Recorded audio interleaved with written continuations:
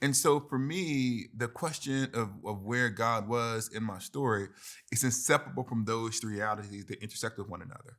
Where's God in the context of anti-Black racism? Where's God in the context of family trauma? Where's God in the context of unrelenting poverty? And I think all of us who have stories, who are trying to figure out where God is in our narrative, part of it deals with coming to grips with where God is when things are difficult.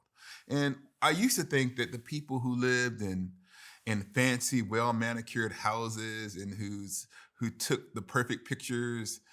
Back in my day, it was like Life Touch. You know, had these beautiful family pictures. That their lives were perfect. But the reality is, all of us, if we live long enough, suffer. And the question that we have to ask ourselves is who can comfort us in our suffering and who can be there with us in our suffering. And the conclusion that I come to in our part of the promised land is that God was the one who was with me in my suffering.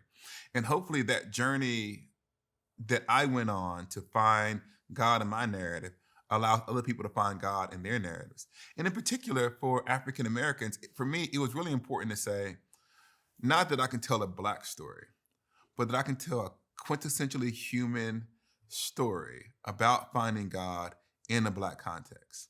So even though I've never been to Oxford, I can identify with what C.S. Lewis wrote about. Even though I didn't live the same life as Thomas Merton, I can understand what he was going through. And I hope that because my story and the story of my family that makes up the page of the Path Walk to the Promised Land is fundamentally human, that everybody will find their way into their narrative. And through coming into my narrative, they meander into the grand narrative that God is telling with all of us.